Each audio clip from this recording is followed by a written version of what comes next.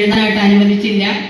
അവസാനം അദ്ദേഹത്തിന് എഴുത്തിൽ നിന്ന് പിന്തിരിപ്പിക്കുന്നതിന് വേണ്ടി മദ്രാസ് ഹൈക്കോടതിയിൽ വരെ കേസ് ഫയൽ ചെയ്തു. പക്ഷെ പിന്നീട് മദ്രാസ് ഹൈക്കോടതി തന്നെ അദ്ദേഹത്തിന് കുറ്റവിമുക്തനാക്കി. അദ്ദേഹം വീണ്ടും എഴുതാൻ തുടങ്ങി.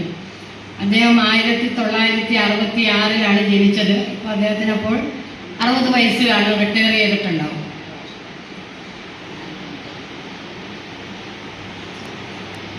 തമിഴ്നാട്ടിലെ ഒരു ഉൾഗ്രാമത്തിൽ നടക്കുന്ന ഒരു ദുരാചാരങ്ങൾ, അതാണ് ഇവിടെ ഈ പുസ്തകത്തിൽ വരച്ചു കാണിക്കുന്നത്. ആ ദുരാചാരം സാധാരണ കുടുംബത്തിലുണ്ടാകുന്ന പ്രത്യാഘാതങ്ങൾ, അതാണ് ഇവിടെ വിവരിക്കുന്നത്. കാളിയുടെയും പൊന്നയുടെയും കഥയാണ് അവരുടെ കുടുംബത്തിൽ ഉണ്ടാകുന്ന ആ ഒരു പ്രശ്നവുമായി ബന്ധപ്പെട്ടുകൊണ്ടാണ് ഈ പുസ്തകം രചിച്ചിട്ടുള്ളത്. ഈ മാതൃഭാഗൻ one part woman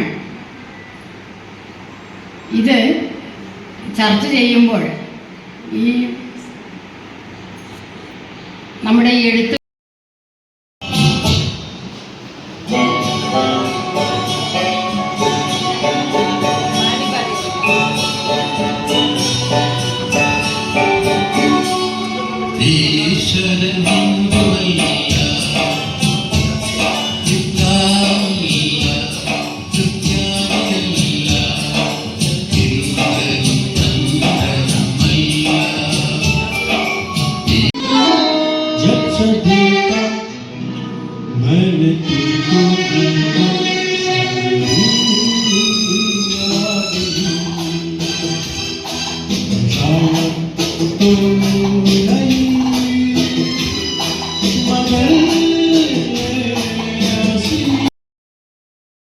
ശാന്താമണി madam പുസ്തകത്തിനെ summarise ചെയ്ത് വളരെ ഭംഗിയായിട്ട് അവതരിപ്പിച്ചു.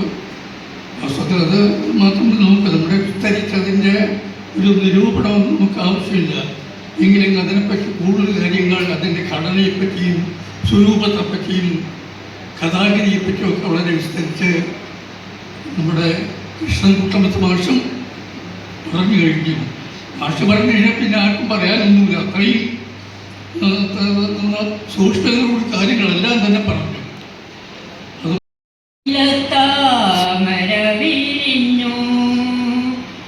നീലജലാശയത്തിൽ ഹൃദയം പൂമ്പൊയ്കയായി ഹംസ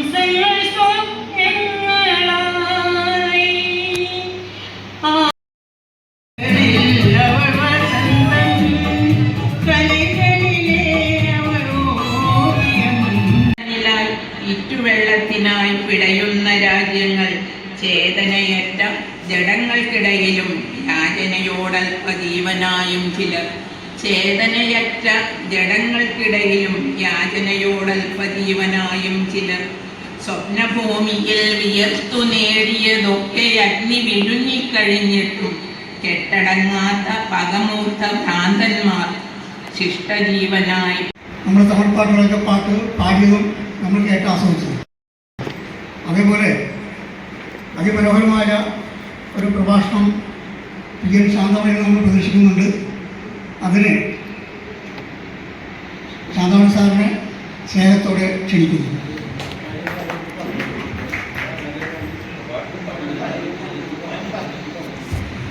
ഒരു മിനിറ്റ് നമ്മുടെ ബ്ലോക്ക് സെക്രട്ടറിക്ക് അല്പം കാര്യം പറയാനുണ്ട്.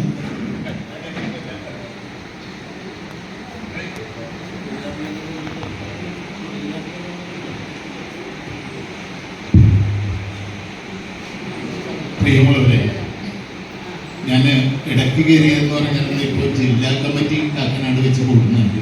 അപ്പോൾ ജില്ലാ കമ്മിറ്റിക്ക് പോകുക എന്നുള്ള ഇതോടുകൂടി അതിനോടുകൂടി ഒരു വാക്ക് പറഞ്ഞുകൊണ്ട് മാത്രം പോകും. കുറേ അധികം കാര്യങ്ങളൊന്നുമില്ല പറയുന്നത്.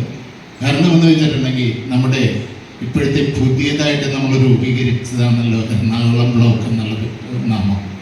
അപ്പോൾ ആ നാമത്തിൽ തന്നെയാണ് ഇപ്പോൾ ഈ സാംസ്കാരിക വേദി നമ്മളിവിടെ നടത്തുന്നത്.